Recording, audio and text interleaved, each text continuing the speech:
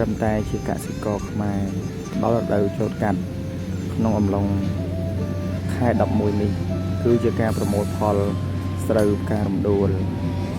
សំខាន់គឺជីវិតពិតរបស់គ្រួសារការងារខ្ញុំមានតែប៉ុណ្្នឹងឯងបែដារៀមបងបានញើប្រាក់ស្រាក្នុងចិត្តជ្រួលច្របល់សែនអំពុលព្រោះស្នេហាស្រីស្រឡាញ់ស្ទើរតែលេបចង់ក្រេបក្លិនពិសីតែរៀមមិនហ៊ានស៊ូ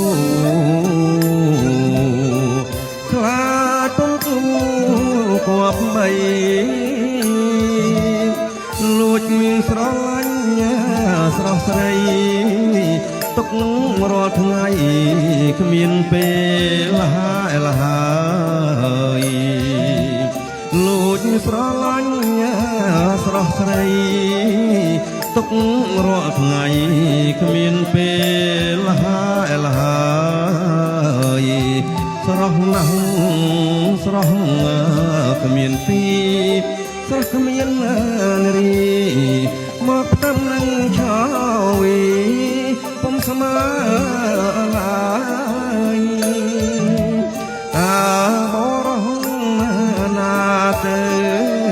ត្រូវបានកាយលក្ខណៈហើយវាសនាឬដូចជាខ្ញុំដែរ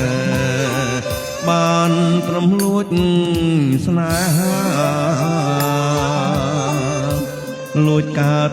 ទុកម្នាក់ឯងសែនចំបែងខ្លោចផ្សាគេងចាំប្រែងវាសនាក្រែងទេវតាជូនអោជួបអើយគេងចាំប្រែងវាសនាក្រែងទេវតា